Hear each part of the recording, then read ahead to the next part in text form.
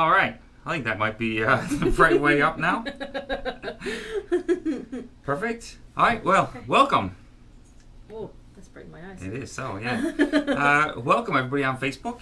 I'm just going to get my phone ready just on the comments, just in case you guys have any issues. We'll just be taking any comments and stuff. Okay. So it looks like we got a couple there. Looks Perfect. like everything's working. All right. Grand. All right. So if you're watching, you're probably probably a new grower and wondering how to sow seeds, how to grow vegetables for the first time, perhaps. Or you could be a veteran and wanting to learn some new tricks. Yep. Certainly. So we're going to show you how we do it. We're going to show you how we do it. So my name is Mark. This is Sarah. We're both members of the CBS Community Garden Committee, and we're going to prep some plants tonight for the Gateway Garden. So we've got a number of different plants we're going to do. We got a big list here. We got a big list. Things we're going to cover. There you go. This keeps us on track. And yeah, all right. So I guess start us off. We'll deal with the equipment that we're going to be using tonight. So I don't know if you want to start off with that. Sure. So the first thing you're going to need is seeds, obviously. If you want to start seeds, you're going to need some seeds. And soil. We have some soil here that we use. Any soil is good. I don't think you can see that. Oh, there we go. Yeah. So any soil is good, really, that you have on hand. We recommend good quality potting mixes because it's always best to start off on the right foot. And so what we tend to use is called cocoa coir. It's a little bit more sustainable only because most of the potting mixes that you get in stores that are bagged are peat mixes, and peat is a semi-renewable resource, and when you're mining peat bogs, it releases a lot of carbon into the atmosphere. Coconut coir is just a byproduct of coconut fibers. So they just, when they're harvesting coconuts and making things like shredded coconut for your desserts and stuff, the husks that are left over get shredded up and become this. It's really free draining, it's really stable, it feels really nice when you're using it, and so we use it for everything. But at the end of the day, totally up to you what you use. However, make sure that it's not something that has any fertilizer in it already. And we'll touch on that a little bit more later on. Do you want to go over the next bit? Sure, yeah. So you have to have some containers. So we're just using some 4-inch plastic containers here. We reuse these every year, so we're probably on year 2 or 3 of these. I think 3 for sure. Yeah, yep. And we definitely suggest to use a reusable container if you can, or a compostable container. Oh, we have a question already. Okay.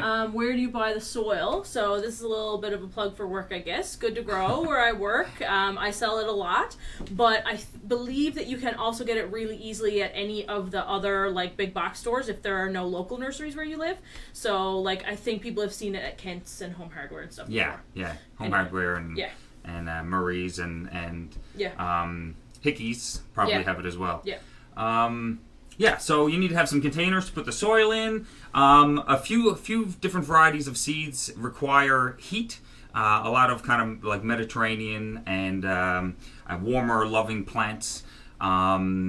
There's the camera. Often like a little bit of heat underneath them to help them germinate. So as you can kind of see here on this one. Which one? This one here, yeah. So you can kind of see there's a black mat here underneath. That. Yeah, you can kind of see that there. Yeah. And that just is placed underneath your seedlings, and you can sort of see, maybe not really, it's quite humid in here. There's a lot of moisture that's built up in this dome.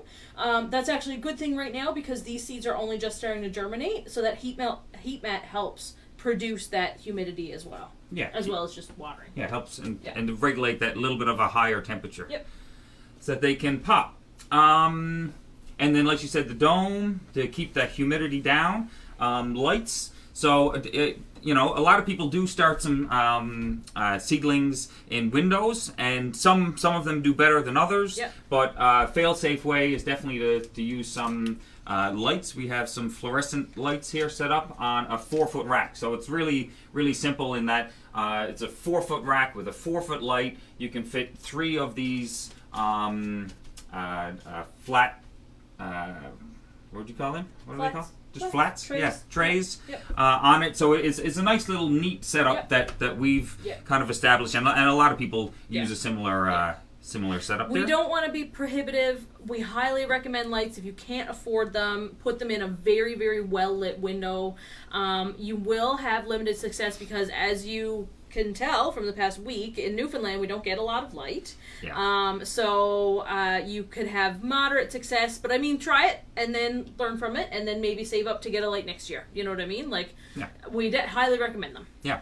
And then along with the lights, we recommend fans. So I had to turn the fan off because he was a little bit noisy for the presentation here. But yeah, we just normally have a couple of fans here on a rack this size, just to make sure that we keep the stalks and everything kind of moving and wiggling a little bit, so that those stalks get nice and strong and healthy, and to be able to support lots of fruit or lots of vegetative growth.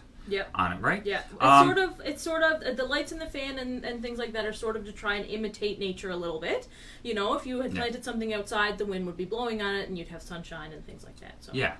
And even like when we take these plants and put them out into nature, out in the yard or up at the community garden, we don't want to shock the plant too hard and have it in a very safe and sheltered area here, and then all of a sudden put it out into extreme wind and temperatures and all that kind of stuff, right? So you want to make sure that you kind of give it a little bit of a harsher climate, a harsher environment here, to make sure that you create those strong plants that will produce.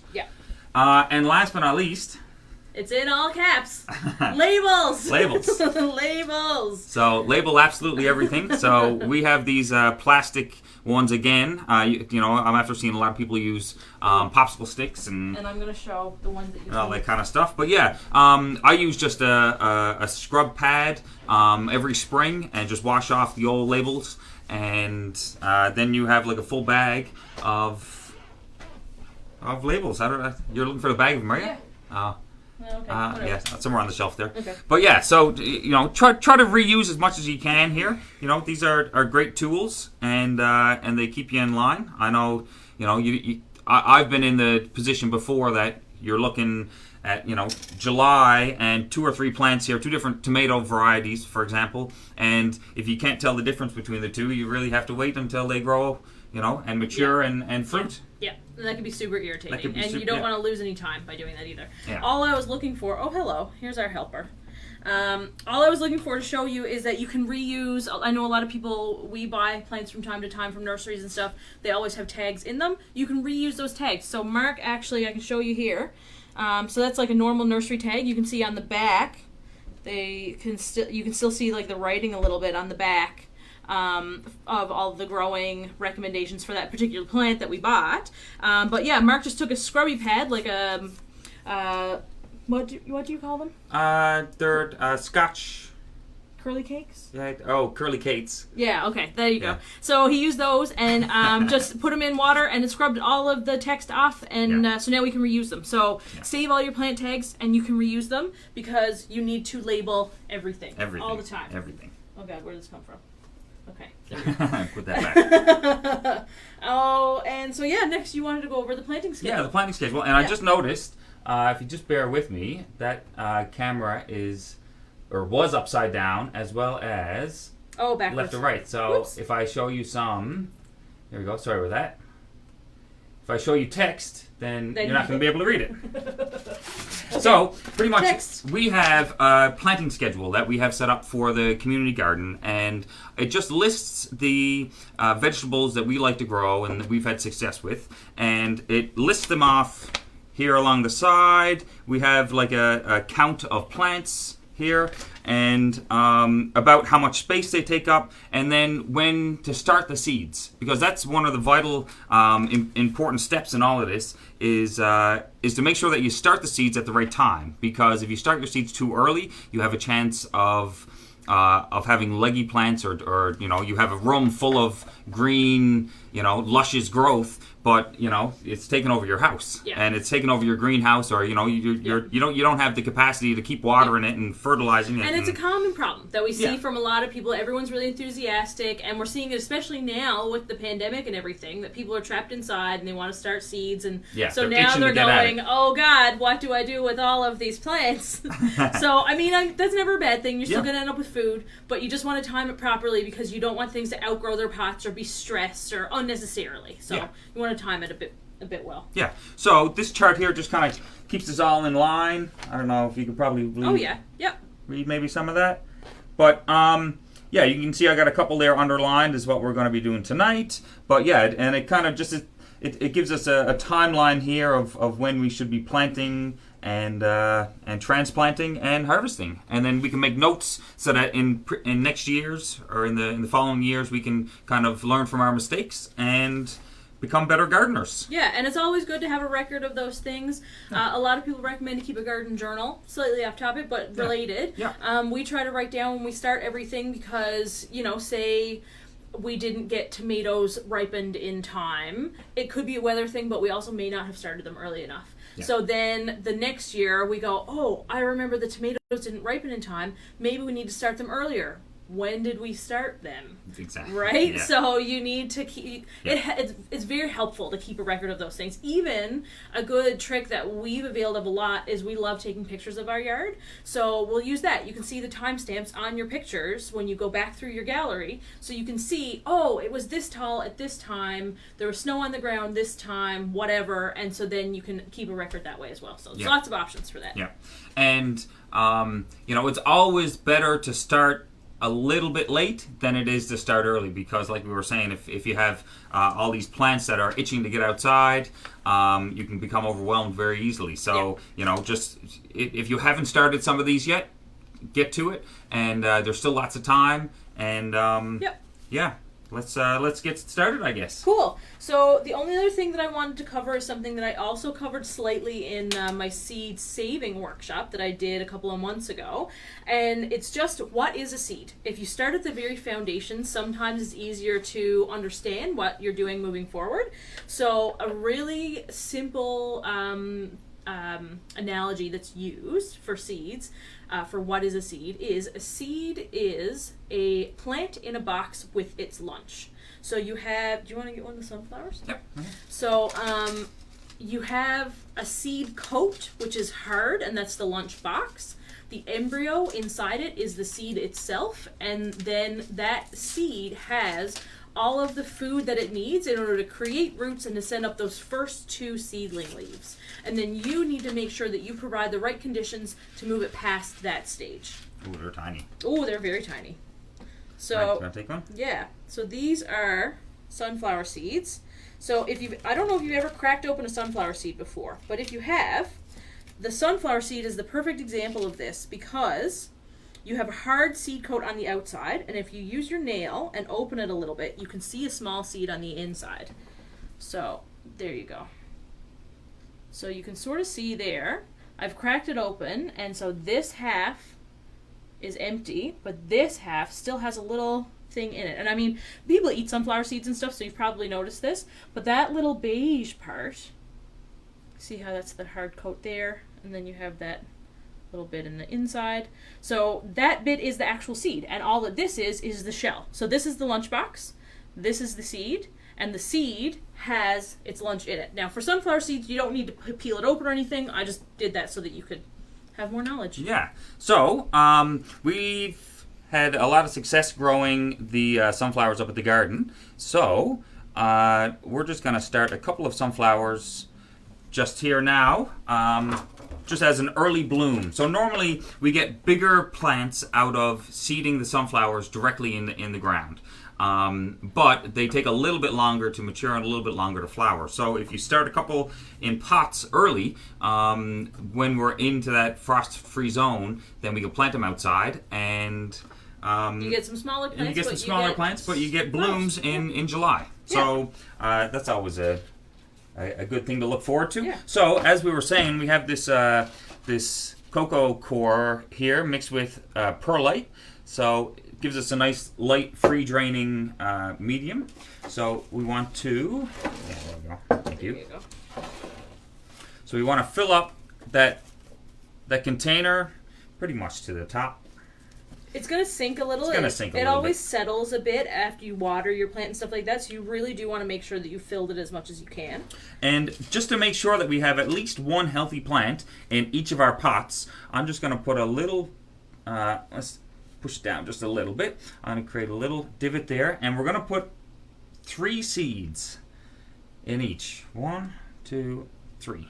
These seeds were graciously donated to the community garden by one of our counselors, Christine Butler. Yeah. And so they are a little bit older. They were seeds that she had left over at home. So that's part of the reason why we're also doing 3 seeds, because seeds do have a shelf life. Sunflowers have quite a long shelf life, but we're going to do 3 seeds just in case only one of them pops up. And then we have at least one plant in the pot.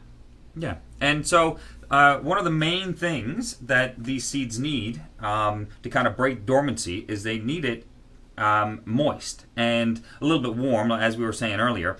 But moisture is a big thing. So if you can kind of see this here, I can squeeze this, and this is almost just a little bit too dry. But normally, if you can see, when I squeeze this, that mix kind of holds shape a little bit, but I can easily just kind of push it apart. Mm-hmm. So if you can squeeze your soil and it either drains out moisture or it is a really, really tough hard forming ball, say, or if it falls right apart, then it's either too moist or too dry. If it's falling apart, then it's too dry, right? Yeah, so too moist would be if you squeeze it and water drains out. That's a little bit too wet. You want to make sure that you add a little bit more of your medium to make it a bit drier.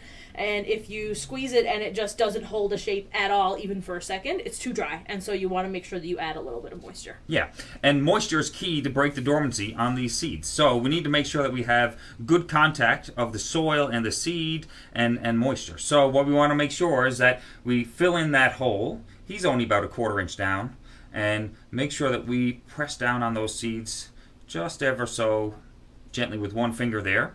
And then we want to make sure that we give it a little bit of moisture. I'll grab the water. A little bit of water. So we normally use just some old trays. I think that's off an old deli tray, perhaps. Oh, look, this is that's the old top. It's an old cake tin. Old cake tin. It's an old school McCain's frozen cake tin. There you go. And we had one left over. So we kind of recommend bottom watering of kind of seedling plants, because you want to make sure that the roots are drawn to the bottom of the plant. But at this stage, you just want to make sure that the top here is nice and watered as well, because that's exactly where the seeds are too. So probably just lay him down there, and I'd probably just give him just a little bit in that hole directly above the seed, just to make sure that all the soil around the seeds are moist, right? So the launch box that the seed in, that hard seed coat, for a sunflower especially, it just needs to soften. So you don't need to break it apart or anything like I did earlier, but that's why the contact, like Mark said, is important, and the moisture is important, because the water softens that seed coat, and then the seed itself is able to push through and send out its roots and come up. Yeah. There you go. So, I hope that was pretty straightforward there. Put that on the side there. Yep. So, and we almost forgot it. That label ever everything. important label. Yeah. And so, on the back of all of these seed packs, it kind of gives you, gives you a lot of information. So, you can see here. Is that backwards? Oh, no, I think that's right. Yeah. Yep.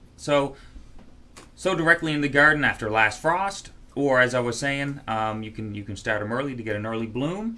It says here this is a flowering branched variety. So some sunflowers just shoot up one stem with a single flower on top, and others have multiple flowers. So this one here is a branch, so multiple flowers, and with dark crimson blooms, easy to grow in groups of 3 or 4 plants.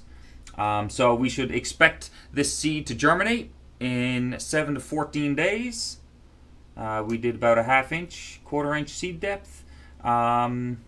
And yeah, so normally if it was seeded in ground, you'd expect blooms in August, September. So we're hoping to have some in July.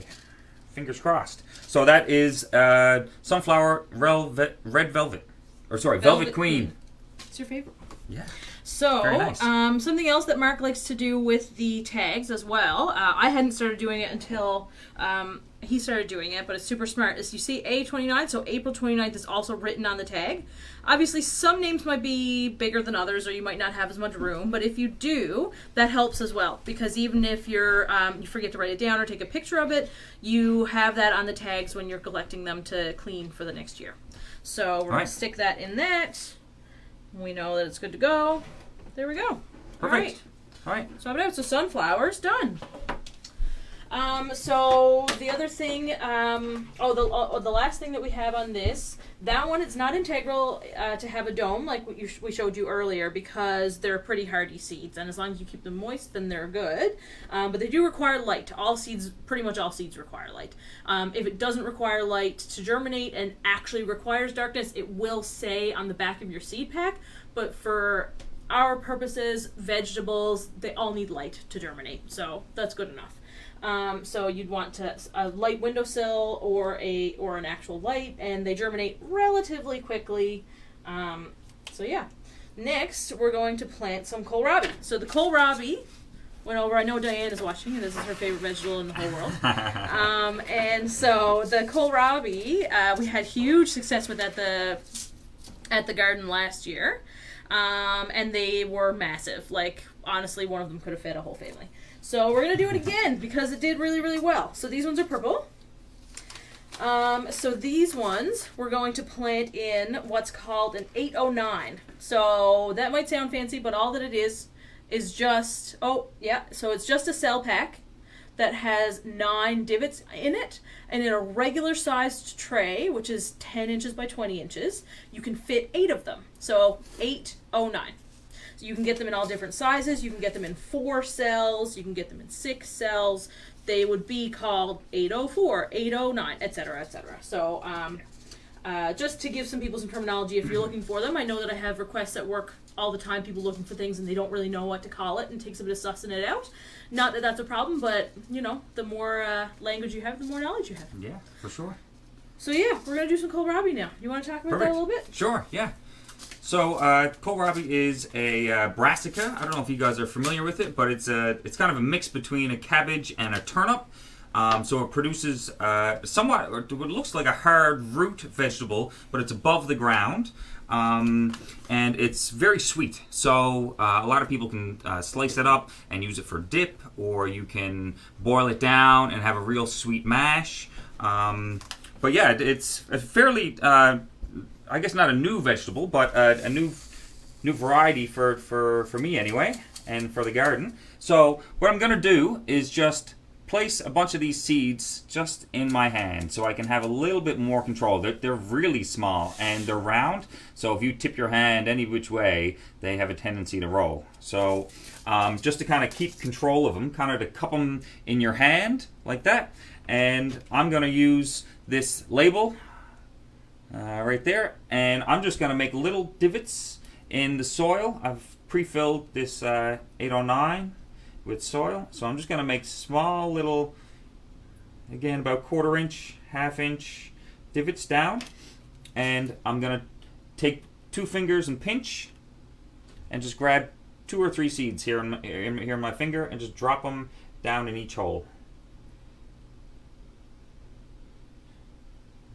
3 or 4.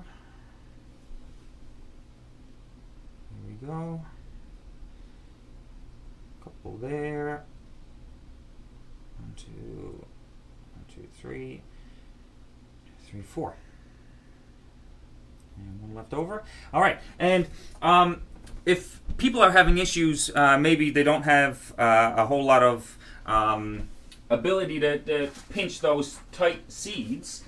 I often use a seeder similar to this one here, and you can see I did some carrots there the other day, so I still have some carrots down in it. But they have different sized holes up at the top. I think this is a pretty universal seeder here, but they have the different sized holes as you go across, so you can spin it and have the second hole free. And then it's as simple as just kind of getting that seed down and just giving it a quick little tap.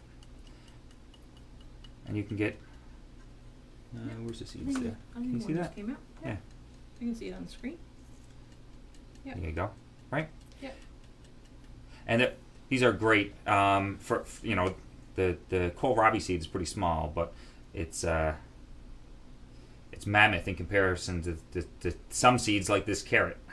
Really small, especially if you're outside, a gust of wind comes and they're all over your bed. So these guys certainly come in handy, and I'd recommend it to anybody who is doing a lot of seeding. So after we get 9 of those filled in with the kohlrabi seeds, likewise to the sunflowers, I'm just going to make a little press in to make sure that we have good connection with the soil. Soil feels a little bit damper. I don't know if you didn't put more moisture in, did you? I didn't put anything in it, no. And then we're just going to kind of fill over the top here, just to fill in those little divots.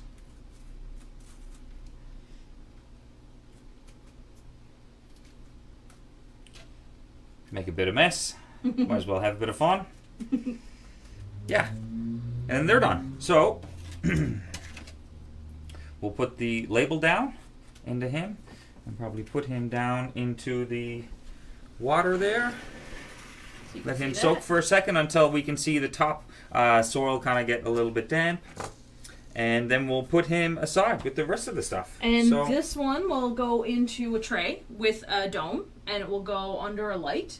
Brassicas, so kohlrabi, broccoli, cauliflower, things like that, they don't require that much heat to germinate, so we don't usually use a heat mat with them, but we do put them in a tray with a dome to make sure that they stay nice and humid and they have a good environment to break their dormancy and to germinate. Yeah. If and we just did it with our carrots outside as well. But if like we were saying, the moisture is really important for the seed. So if the seed is in that top layer of soil and that soil dries out, then it has a possibility of drying out the seed, drying out that little stem that it's able to grow. And then it'll die. So the dome just kind of helps maintain that moisture level at the top, and just make sure that your seed. So once their seed germinates and pops through the top of the soil, then normally you can start to phase off the humidity dome. And use it for other plants. Yeah. All right. So kohlrabi needs tray, needs dome, needs light. Yep. Cool. All right. Something else about the humidity domes, when you have, and you can use. He looks good there. That looks great. Yeah. So you can use other things for humidity domes. I know some people repurpose like bread bags or plastic bags in order to make, or even like the lid that we had of the cake tin. You could use that as a humidity dome. Even I had this down here as well. Yeah. Even an old Ziploc bag. Yep. Right. So that tag kind of helps lift the bag up over top. Yep. There we go. There you go. Please. There we go. Yeah. Yeah, so in a pinch, you could use something like this. The reason why we only do it until it germinates and then we take it off is because sometimes, and I've seen this question before, that some people will end up with mold problems on the top of their soil. Yeah. So it's really important to just open it once or twice a day, fan it a little bit, and then as soon as your seedlings emerge and you're confident that enough germinated or as many germinated as you planted, you're going to take that out of that bag, and that way the soil has an opportunity to dry out, but the seeds will have rooted a bit, so the seed's root is down in the soil a bit more, so it's not as integral that top like 1/4 inch is moist all the time. Something we notice a lot with, I guess this is what we're going to touch at the end, but I might as well do it now, is that a lot of people just missed their plants for some reason instead of actually watering them. So instead of sitting them in a tray to bottom water, or instead of watering them with a watering can from the top. And this makes sure that's a very easy way to kill your plants, because you're not actively watering them. It might work to get them to germinate because it might be effective enough to get that top 1/4 inch wet, but the bottom of the soil is not getting wet, and that's where the root is going. The root's going down, right? So you want to make sure that tray is quite moist, But you also want to make sure that it dries out in between. You don't want to be adding that water and have it waterlogged every single day, because that is also a thing that leads to plant death. So we lift our pots. So just now, where we watered it, we lifted it, and it's a little bit heavy, and so we'll lift it every day, and as it gets lighter and lighter every day, we'll eventually water it when you can sort of see that it's a bit dry on the top, and when it's quite light to lift, and then we'll water it again. Yeah. All right, so on to herbs. So we were up at the garden this past week and noticed that a lot of the herbs in our herb spiral took a bit of a beating. I think there was a little bit of snow cover up there, but that was kind of in one of the clearings, and I have a feeling that they might have had rough wind and weather on that for most of the winter. So it looks like we've lost a couple of the herbs that normally would come back every year. So we're going to start some new ones. So again, we've got some seeds here for parsley, dill, and chives, and we have another 809 here. So parsley, dill, and chives. There you go. There you go. So similar to the kohlrabi, all we'll do with these is again just make a little divot. And often for this part, I don't remember if you touched on it or not because I was answering some questions, but often for this part, on the back of your seed packs, there is a handy guide, and it tells you your seed depth. So you can see here for the parsley, it's 1/4 inch. Some of them may say don't cover. Some of them may say cover with 3 times the seed's width or something like that. Yeah. So usually on the back, there's some instructions for that. They're not really set in stone. Like if you cover this with 1/8 of an inch of soil instead of 1/4 of an inch, the seed is not going to die. But this is just a handy guide to help you get started and to figure out your measurements and things like that. And eventually it just becomes old hat. Yeah. And it looks like all of these, 3 of these herbs have either a 1/2 inch or a 1/4 inch. Mm-hmm. So we'll go 3/8. What we'll do is just kind of mark these right off the side. Let's go chives, dill, and parsley. So first one we'll do is parsley. And I'm just going to take a corner off of the top of the seed pack here. And what we're going to do, parsley have a coated seed. So some seeds are coated.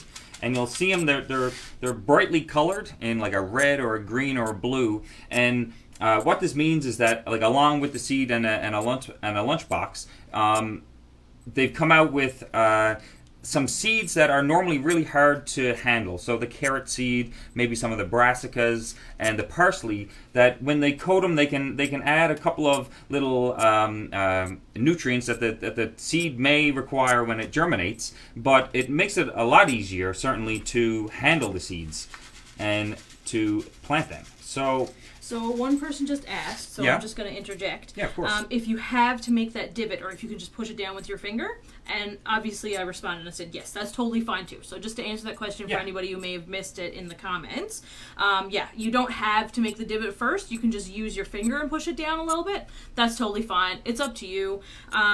Something that we like to do is make all of the holes first. I just find that it goes a bit faster, but it honestly doesn't matter. Your seed will be very happy either way. Yeah. Make sure that it has good contact. Good contact with the soil. You bet.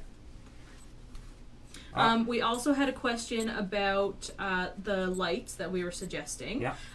If there was Let's a brand... plant that whole thing parsley. I guess we'll have lots of parsley in summer. All right, we'll sit that there. We have another one. Yeah.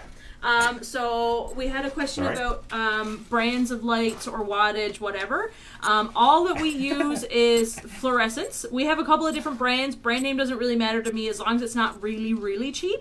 Rule of thumb is if it is from a store or online or something like that, and it's like too good a deal, it's probably too good a deal. So you're looking for something between the like $35 to like $65 range for a light. That's what I would look for and be comfortable that it was still something that was good quality, depending on the size of it. We use T5 fluorescents. We don't use LEDs. I haven't really been interested in trying them out because I've just, in my line of work, I've seen too many problems with them. But I mean, that's where technology is going at some point. So I'm sure that we'll use them at some point here in the house. But for right now, we're using T5 fluorescents. And the wattage changes depending on the length of the light. So I think that our 4-foots are 64 watts. I think it's 56 or 56 and 20, or no, 54 and 27. Oh, okay. Sorry. Yeah. So 54 and 27 watts for our... Yeah, 27 for a 2-foot and a 54 for a 4-foot. Exactly. T5. Yeah. So it just, the wattage changes depending on the length of it. That's all that it is. You're not going to find a 4-foot 27 watt. That's not a thing. So, yeah, there's the wattage and stuff doesn't really matter. The spectrum, I believe that they're pretty much all the same. Like, you can get some spectrum T5s for a flowering plant as opposed to a vegetative growth plant, which is what we're using. But there's something you would have to go out of your way to look for usually. I don't sell a whole lot of them. Usually I don't see questions for that. So, but yeah, the lighting is usually pretty straightforward, and any local shop should be able to help you out to get, they're pretty straightforward. We all carry pretty much the same things, so. All right, so. There you go. Fix my little boo-boo there. And this one is watered now. Yeah. So you can sort of see a difference. Let me see. I'm just going to move that over a little bit. So you can sort of see a difference here. I probably don't need to lift the whole thing. The soil that's on the very, very outside of the cell, you can see how that's like a different tinge, a different color than the soil that's on the inside. So you can see that it's quite moist. So you know that moisture has made its way into the top of the cell now. So that's watered enough. So then, I mean, you can also see that it's dripping everywhere. So that's watered enough. that's watered. That's watered enough. Yeah. And so I just wanted to show here real quick. I redid one for chives and one for dill here. So you can actually pretty plainly see all those dill seeds. And I don't know if I mentioned it earlier, but normally what you try to do is, for most plants, to plant 2 or 3 seeds per container or per cell. And what that does is it gives you better odds to have a healthy plant, because if you have 3 plants growing and 2 of them are weak or are not growing well, then you're running a cell that has an unproductive plant in it. So you want to make sure that you plant enough seeds so that you at least get one strong plant out of it. So a lot of times you plant maybe 4 or 5 or 6 or 8 seeds, depending on the seed or the plant and the viability of the seeds. So the dill, I just planted maybe 8 or 10 seeds in one cell. And what happens is that if I let all of those grow out, I'm going to have 10 plants that are slightly weaker because they're all fighting for the same space, the same nutrients, the same water, the same sunlight. So what you want to do sometimes is to, after they germinate, after they grow a little bit, you want to prick them out. And so I'm just going to water this one here. And do you want to grab the next tray there? We just had a couple more questions. Oh, sure. Someone asked, again, I did respond in text, but I realized that I didn't I didn't respond in person-ish.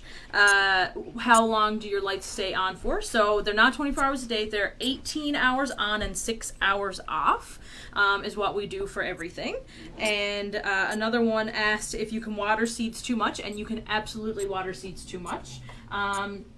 Usually not at the seed stage, but when they start to get the roots and you start to see some growth, you can overwater them, and that's what leads to one of the reasons that plants die, because they rot in the soil. So they stay too moist for too long and they rot. That's why you need to lift your pots and see how light they are and see how heavy they are when you first water them, and maybe fill them up with your dry soil first and see what that weighs, and then you water them when they start to dry out again.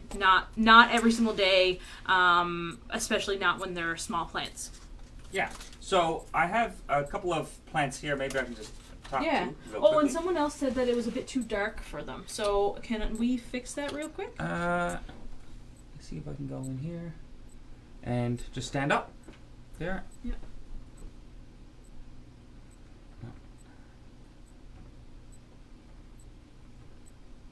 No. No. Can you try tapping on the where the soil is? Oh, there we go. Oh, there you go. That's a bit There you better. go. Yeah. Okay. Okay. All right. Hopefully that helps. Yeah. The sun is setting and we're next to the window. So. Yeah. Excuse me. So, what we try to do is make sure that the plant goes almost too dry, or you want to make sure that the soil goes dry before you give it a good watering again. You want to have a good mix, or sorry, a good cycle of dry to wet.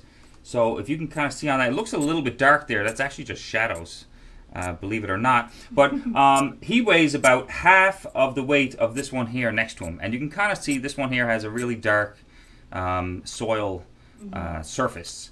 So, and with the weight of here... Will it help if we show it to this camera maybe? Because it's a little bit lighter there. Maybe. Yeah. And I can see the light difference a bit better. Yeah. Yeah, so that one's quite dark. When you lift them up side by side, okay. That's very obvious. Right. So yeah, clearly this one is the one that's slightly dry, and this is the one that's slightly wet. Right. And so, if I was watering a tray that had two of these 804s in them, I would not water this one. I would maybe even give this one here another day before I give it a good soaking. But this one you would check on it, because this one you can see the color difference, you can see that it's lighter, so then this is the one that we would lift and see if it actually is dry. Yep. And because you're lifting it now, you know that it isn't too dry, and so we'd give it probably another day and check it again. Yeah, exactly. But it's really, really important to keep track of how the soil maintains the moisture, how much moisture the water is picking up and using, and to not overwater. That's certainly one of the biggest issues I think with new growers, and old growers, is overwatering. Yeah. Right. Yeah, and we do find that it depends on where it is in the house. So some spaces of our house have more circulation than others, or maybe the sun is shining on it a bit more. Like even you can see this rack behind us is set up in front of our big screen door. So the stuff that's closer to the window gets more sun, so that dries out first. So it's something you need to stay on top of. And as your plants get larger, they consume more, they drink more, so they dry out more often. So it's something that's constantly changing that you need to stay on top of. Okay, and so next... So, like I was saying with the dill, sometimes you plant a little bit more dill and you want to prick out or remove certain plants and separate them while in the seedling stage. So, I wonder now if this one here, that one there might help a little bit with that might help. Yeah. So, as you can see here, this is the some celery. There you go. Oh, and the last thing that we wanted to mention that we forgot, the parsley. Parsley... It takes a long time to germinate. So there are certain vegetables and certain herbs and plants that I see a lot of questions about in the spring. Parsley is one of them. It takes quite a long time to germinate. That doesn't mean there's anything wrong with it. It just happens to take a while to germinate. That seed coat is really hard, and part of the reason for the seed coat being really hard is just so that it survives outside. So we actually have parsley that has gone to seed and self-seeded in our garden, and now it comes up all the time. And because of that hard seed coat, that's why it survives the winter. So yeah, parsley takes a little bit longer. Oh, and Sarah Eddy asked if there are herbs that come back every year, and those are called perennials, and the chives would be one of those. Parsley is a biennial, so it will produce green leafy growth that you consume one year. The next year it will come back, but it will send up a flower stalk. Those flowers will produce seed. That seed drops around, and then that seed produces a plant the next year. So it's a 2-year cycle. All right. They were just saying they had maybe some audio issues. Oh dear, I must have missed that one. It's a little bit tinny on your phone. I don't know. All right. Hopefully it's maybe with the embedding or the uploading, and that we should be fine here. All right, sorry. So pricking out. So sometimes you sow seeds a little bit too thick, which is all right too. Sometimes that saves a bit of space early on in the season. But what you want to do when they get about this size, not too big, because once the roots of the plants get too intertwined, then it gets really tough. But yeah, what you want to do is kind of gently take the cell out of the pack here. So I'm just going to give this a quick little tap here underneath. There you go. It's coming loose. There we go. Perfect. So as you can see, there is roots all along the side of that line up to the top. So I'm going to fill in this 804 with some celery up to the garden. So let's, I think you might be forced to make divots with pricking out, because you really want to make sure that when we separate the roots, that we give the roots lots of room down in the soil. So what you want to do, yeah, excuse me. We are getting some mic feedback. Jeez.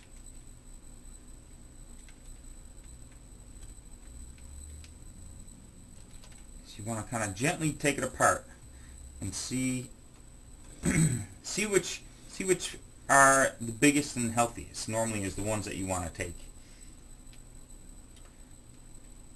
So I'm going to try for this one here.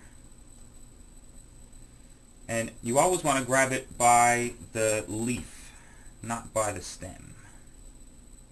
Another helpful tip is to make sure that it's watered really thoroughly before you go to do this part.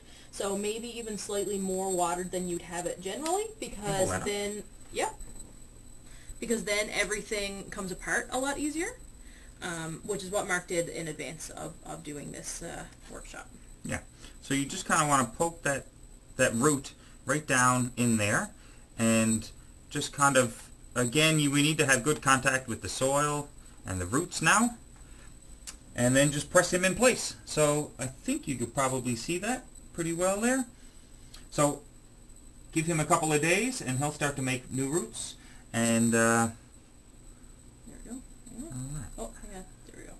Yep. Do the same with that one. So in a couple of weeks, when that dill germinates,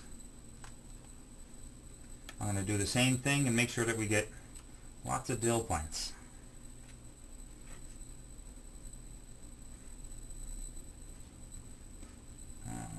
Grab this one here. Where we to? Perfect.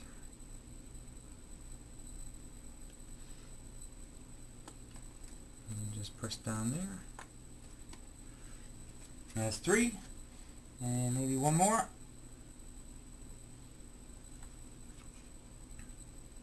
Hope that's clear there. I'm trying to keep it in the light. But pretty much just poke that root down in place. Yeah, this hand is shadowing a little bit. There you go. That's a bit better.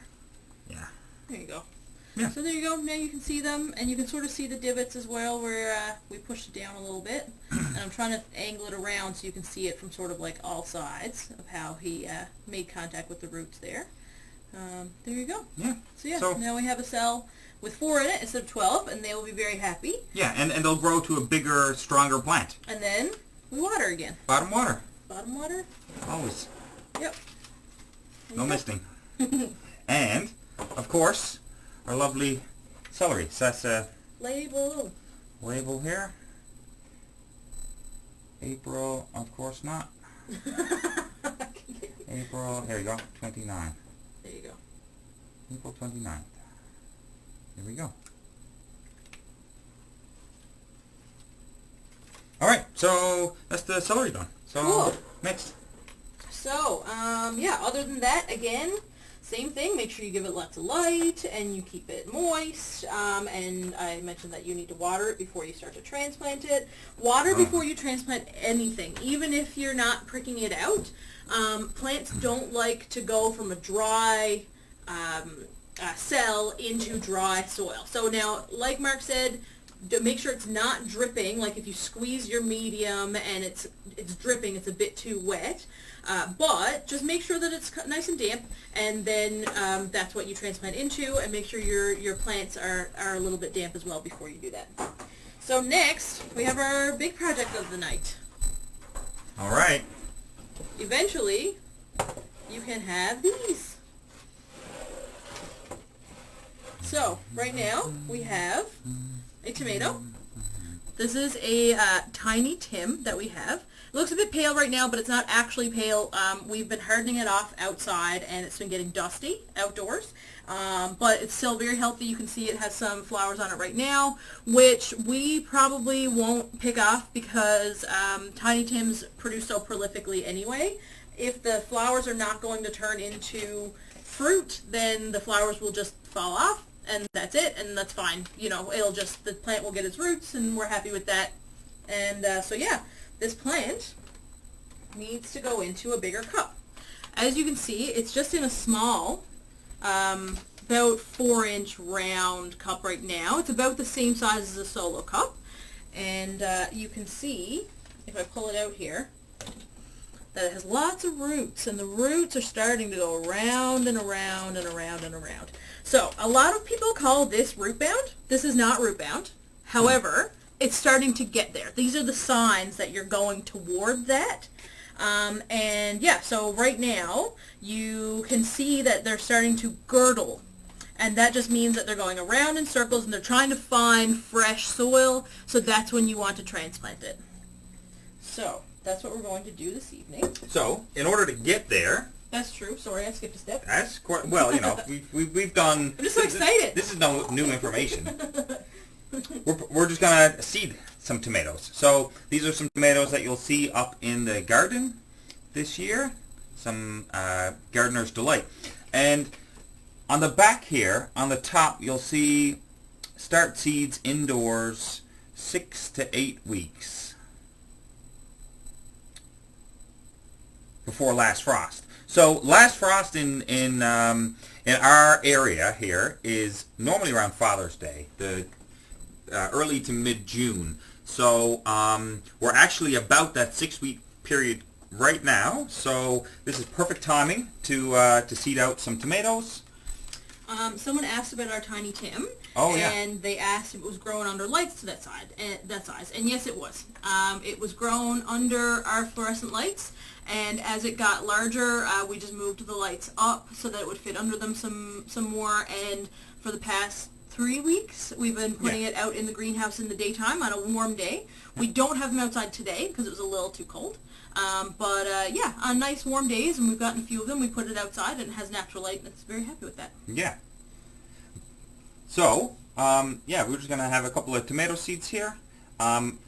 I've got about 10 here in my hand, so we're just going to pick out 2 or 3 and just place them down into the little divot or down into your soil. I'm going to put the rest of them back into this pack to save for later. And same as before, put him down. You want to make sure that if you're using an unconventional container that you have holes in the bottom. So as you can see, I kind of got a, there's like a little hole right there, another little hole right here, and a little hole right here. So you want to make sure that, again, we don't overwater the plant, that water drains out. Excuse me. And yeah. So then, what someone had asked about the celery, but I also have written down here for the tomatoes, if all 3 of those germinate in this cup, we'll wait a little while, we'll see which one is the strongest, and then we'll thin them. So someone had asked about the celery, if we didn't want to take them apart from that cell, could we just cut the others off? 100%, you can do that. It's called thinning, no problem. And we would do the same thing with our tomatoes. We usually plant at least two tomato seeds per cell, and we'll snip one off when it's, you know, either later coming up, or maybe it germinated really quickly, but then it slows down its growth. So we'll cut off that second or third plant, and we'll just let one continue to grow strong and vigorous. Yeah, and so this plant here would have had I just had a quick look. I can't see any other stems that we would have cut off there, but there would have been 1 or 2 other stems there that I would have pruned off, thinned out, to have the strongest plant then remain in the pot to get this size. And then once it gets that size, so this is all I do. And then again, just another option for to keep humidity on this soil. Humidity is important with tomato seeds as well. Is I'm just going to use an old sample container. So that's just like a clear Dixie cup, and I'm just going to put him right on top of that plant, or right on top of the pot, which is going to keep a little humidity there on the top. Again, we want to check it to make sure it's not going to get moldy, but that should be good. We're going to use our tag here, April 29th, tag it down, and put it down with the rest. There you go. And so now the last thing that we're going to do is repot our tomato. So I know that one thing that a lot of people do, and I did for a very long time, was to put it in the pot and try to fill around it and fool around with that, and maybe fill up some of the soil first and then try to like scrape a little hole and then stick that in the hole. A much easier method is to keep it in the pot itself, put the pot in the pot, and then fill up the soil around it. And then you can take this out very easily and pop the plant out and stick it right in. So one thing we do want to keep in mind, tomatoes like to be buried a bit further. They can sprout roots out of their whole stem. Sunflowers can also do that, and so can peppers. So in order for us to make sure, you can see that it already has a nice big root ball, but we really, because it gets so windy, especially up at our gateway garden, we really want to try our best to get those roots up a little bit further again. So we are going to sink it down in the pot a little bit. Pruners? Yeah. Go on. So I'll just start filling this with soil right now. So what I'm going to do is I'm actually going to sit this in the very bottom of the pot and start filling up the soil around it, because I want it to come up a little bit more. Mm-hmm. I want the soil to come up the stem a little bit more. So I'm just going to clip off right here. Oh, can I see that? Oh my God. More. My angles are all off. Here we go. Okay, so I'm going to snip off this one. I'm going to snip off this one here, and I'm also going to snip off this one here. And so somebody just asked if we can soak tomato seeds, and Sure. so soaking tomato seeds is a pretty common thing for seeds that often take a little bit longer to break dormancy. So I'm after doing it with tomato seeds, with pepper seeds. A lot of different flower seeds require that kind of stuff. So yeah, a lot of people have success with soaking. So a lot of times you can soak them like overnight.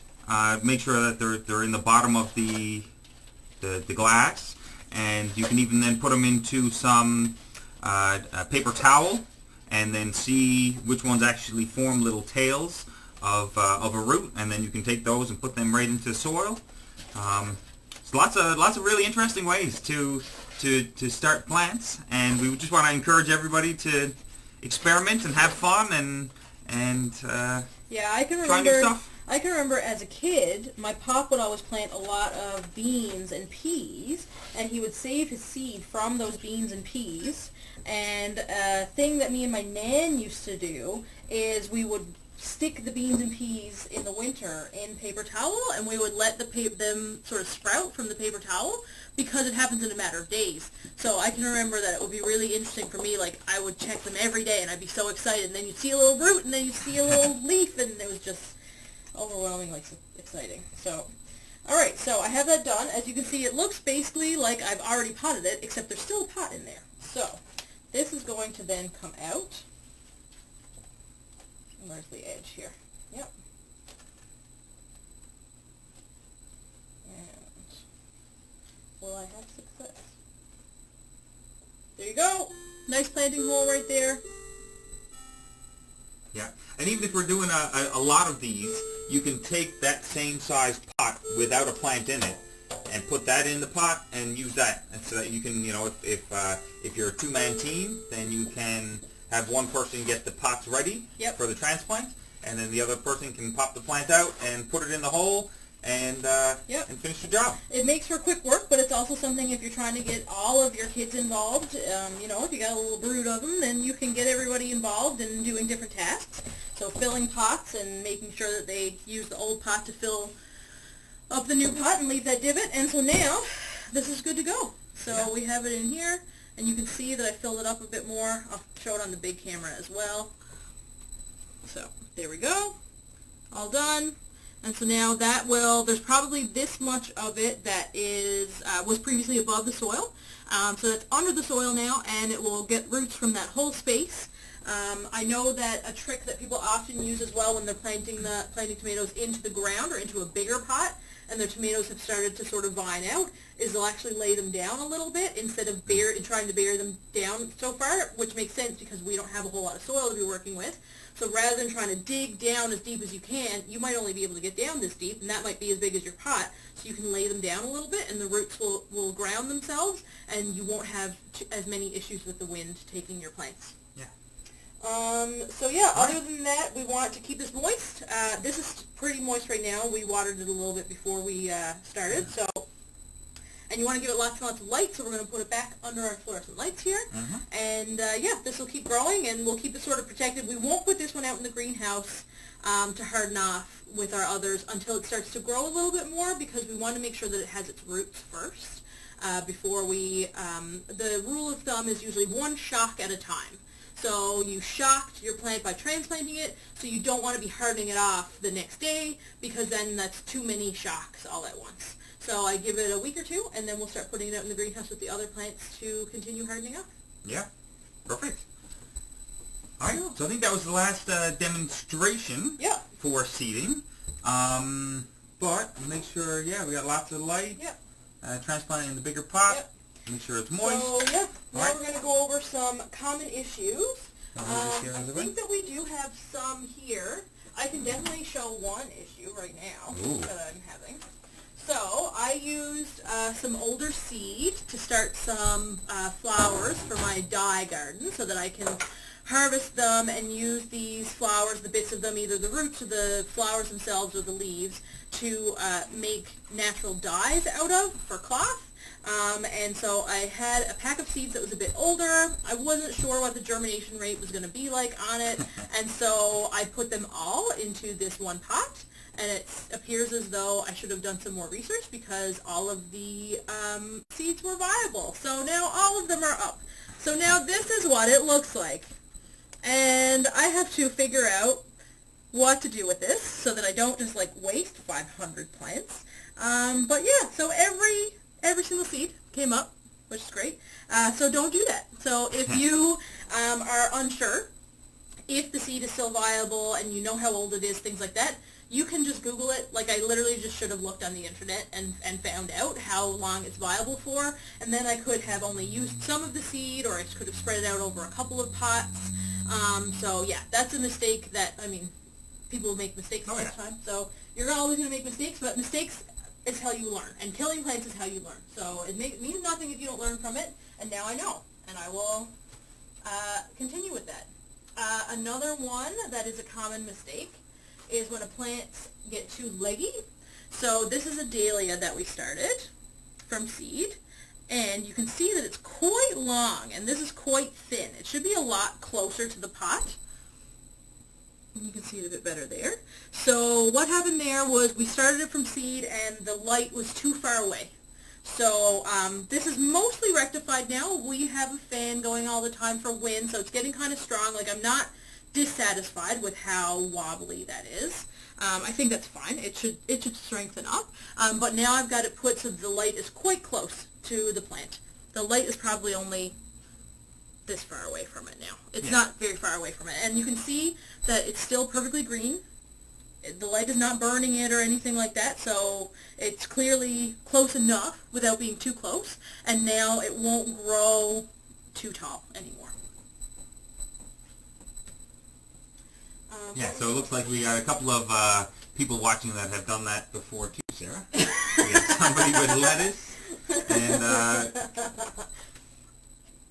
oh yes, I remember our all example viable that we talked about right now. So our other example that we talked about is our lemongrass here, our poor lemongrass that we've started.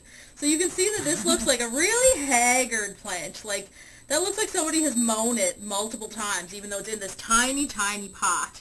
And basically, yeah, that's what happened. We have cats, and they love it. So they have been eating it, and they've been chewing on it. And so this should not be on the floor anymore, but I keep forgetting to move it. It's all right. We're also running out of space. Common issue around here. So, yeah, cats and pets. Cats and pets.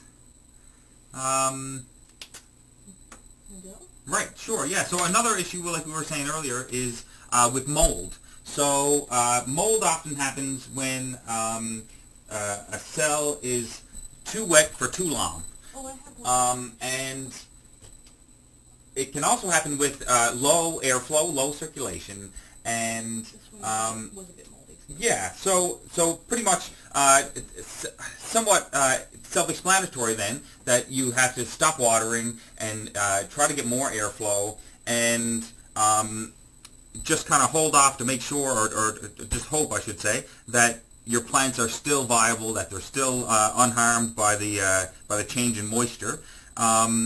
But yeah, so you can't really see actually a whole lot here, just maybe a little remnants. But it's one of those things that once it forms on the top of the soil, you're almost battling it. Then the whole time you're using the plant in the pot with that soil. So oftentimes I've used cinnamon, works great. There's the spray. Oh, the one that I have, that one is Enzymes Complete. Enzymes Complete. And hydrogen peroxide. And hydrogen peroxide. So a mixture of hydrogen peroxide and water.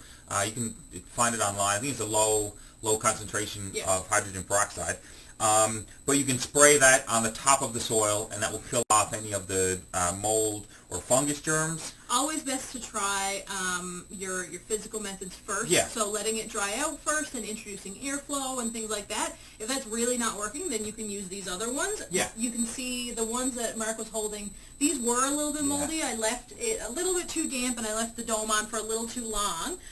But it's been about a week, and I've left the dome off, and we have a fan going, and now the seeds are totally fine. So just try your easy sort of methods first before having to spend money or mix up anything.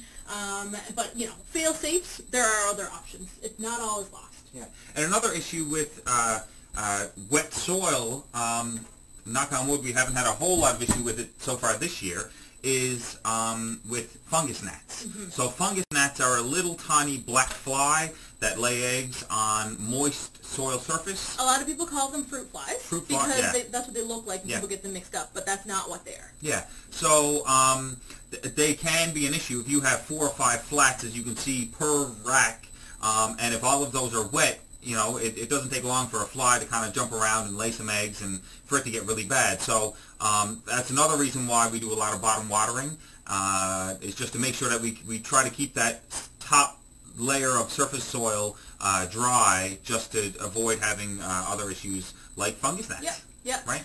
Fungus gnats only live in the top quarter inch or maybe inch of the soil anyway, so that's part of the reason, like Mark said, we bottom water. Yeah.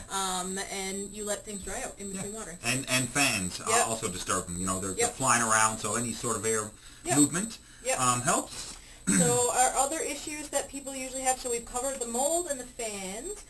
Timing is another one that people run into an issue with, which is why Mark showed you the planting schedule. And just keep an eye on your frost-free dates. It's a little bit difficult starting out if this is your first year with a garden and stuff, because there's only so many things that online can tell you, or you can find out from reading the Farmer's Almanac or whatever, because I mean, like, we're here in CBS and we have a totally different microclimate than we had when I was working in Portugal Cove. So, and even I know that some people in St. John's still have 3 feet of snow on their yards, you know what I mean? Hi, Dad. But we haven't seen snow that stayed for any amount of time in our backyard in almost a month, right? So we have some things planted out now. So yeah, it's something that you learn over time, that, you know, we start some things a little bit earlier than others, like you saw with our full-grown tomatoes and stuff, because we've been in our yard for a little while and we know our yard and we know our climate. So a lot of things are just going to be learning as you go. Yeah. Your timing being one of those. I meant to say too, I'm going to make that chart available. So it's just a spreadsheet.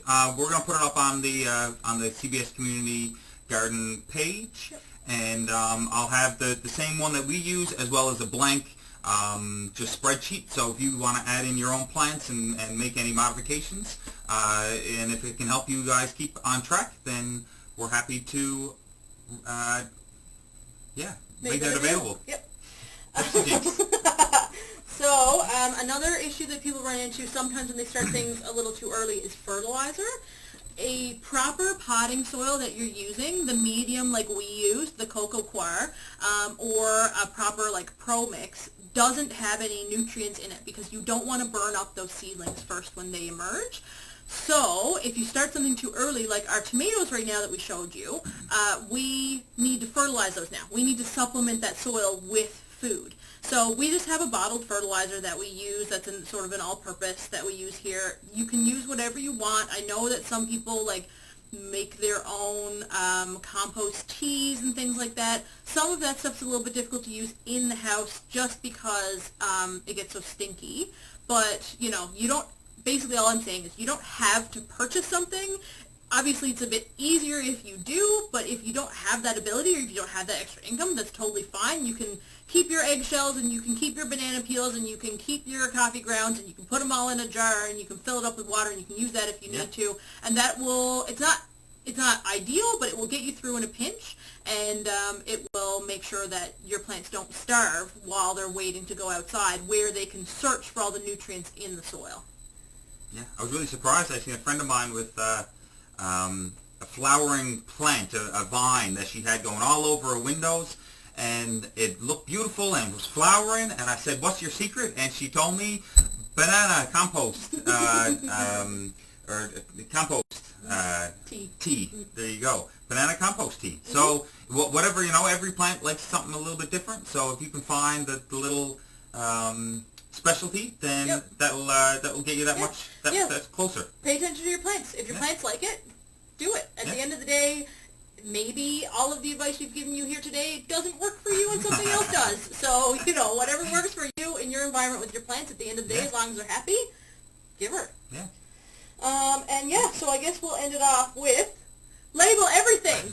Label all the things. Label everything. Hold on, now I know where that is.